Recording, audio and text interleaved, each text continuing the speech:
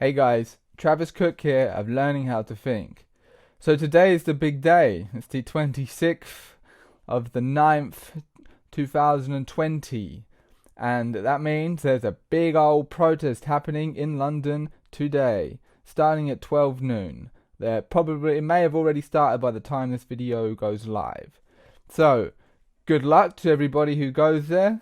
My heart is with you. May it be an amazing day.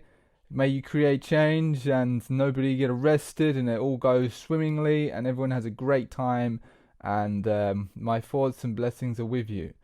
So, with that as well, today seems like the shift is really kicking into gear because we have Tory rebels within the parliament going against Johnson's madness of the Coronavirus Act.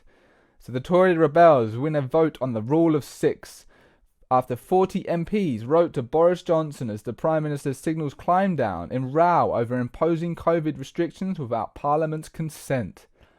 Now, how good does it feel to hear that? There is actually sanity coming from within the government. That is amazing. That's probably one of the most amazing things I've read coming out of Parliament, coming out of government. They have finally realized the error of their ways. They're giving all of these powers to this very small group of people to then dictate over 66, 67 million people's lives was actually probably a bad idea. So that's really good. That marks a very significant change, because if, some of the legislation starts to get, backtracked and removed, then it's like that's it. That's sort of the straw that breaks the camel's back. That's what we need to then start to go against all of these other unnecessary restrictions. Because it's interesting, just yesterday I was talking with one of my friends and we were saying about how we was comparing the data between Sweden and the UK, and Sweden essentially has basically the same, actually a better mortality rate. Less people per popular percentage wise died in Sweden. They didn't even have a lockdown, and we locked down, and we've destroyed huge parts of our economy, but we haven't come out any better. So it's quite obvious these measures don't work. However, perhaps it was necessary. Perhaps people had to be brought to this precipice. Perhaps things had to get shaken up a little bit, so people will take a sort of step back and reassess their life, reassess how they think about this world, how they think about politics, other people.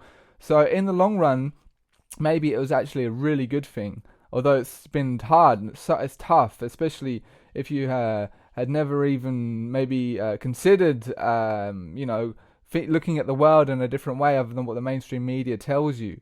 So I imagine there are so many people that have begun their awakening journey because they had their lifestyle halted and interrupted and totally just flipped on its head. And I know it's tough, and I'm sure there's still people right now going through tough times, and I'm not saying all of it is necessary, because there's a fine balance between enacting too much suffering that the person just collapses and keels over, as opposed to just enough to get them moving and get them shaking, get them thinking. And so I'm very curious to see how it's going to go. I think the 2021 has huge potential to be amazing for the UK. By that point, we will be out of the EU completely.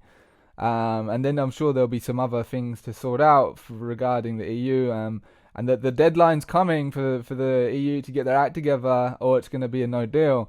And that's very, very exciting. So I'm quite confident next year it could be really good after this year being really, really shit for a lot of people. The next year could be great, and that the stage is being set right now. And especially, with these protests, I wonder how many people are actually going to be there. It's going to be tens of thousands at least. It could be hundreds of thousands, maybe. I'm just being optimistic here. I mean, even Piers Corbyn, when he come out of being arrested from the first protest, he was like, yeah, let's get 500,000 there. They are scared witless of another massive demonstration. We could get 500,000 in central London on the 26th of September, and it depends on you. So who knows how it's going to go down. Very, very excited. And I'm just seeing it like everywhere, all the comment section of people I talk to in real life. People have had enough of all this bullshit, and it's waking people up. It's amazing. So I'm very curious. So the vote on the vote is let's just read a little bit from this Daily Mail article here. Tory rebels have won a vote on the rule of six after 40 MPs wrote to Boris Johnson as the Prime Minister signals the climb down in a row over imposing COVID restrictions without Parliament's consent. The backbenchers yesterday urged Mr Johnson to be smart and give in to their demands for a vote on a new lockdown rules, as he was told controlling the lives of 65 million people by fiat is not sustainable. No fucking shit. The vote is scheduled for the October 6th, and if it fails to pass Parliament, the rule will be abolished. Sir Graham Brady, the chairman of the 1922 Committee of Conservative Backbenchers, has tabled an amendment which would require a vote to be held on any new restrictions as soon as reasonably practical. Sir Graham has the public backing of at least 40 of his fellow Tory MPs, with the rebels hoping the amendment will be put to a vote next Wednesday. However, they are urging the government to back down before that point and to accept that MPs should be given a say on whether new rules should be imposed. Well, yes. Yes. And I mean, I used to hate the government. I used to hate everyone and everything to do with the government. But now, I don't. I realise they are just like me and you. I mean, okay, some of them may have been corrupted, some of them may have been bribed, and many of them may have lived a different lifestyle to the average working man in this country, financial wise. But they're still human, and there are good people in amongst it all, trying to do good things. It's just all we ever hear about is all the bad things they do, and the media and all of that doesn't do them any favours. And I can understand it, because when the country is being mismanaged badly, it's clearly the government and politicians that should get the blame for this. But that doesn't also take into account the good things that they try and do, and they're not perfect, they're still human. And no doubt we shouldn't just sort of blindly, accept everything they say and all of that. But there's a bit more to it. That's what I'm realising now. This year I've realised that, especially with the whole QAnon thing, and now I look at politics in a different light. So, the shift is coming, folks, and are you ready to ride the wave? Because here we fucking go. Once we get rid of all this lockdown COVID shit and people can start, relaxing and remembering what it's like to not live with all of this new normal bullshit, then, things are going to start kicking. Because we have so many more awakened people now to roll into all of this, which is an incredible thing to think about.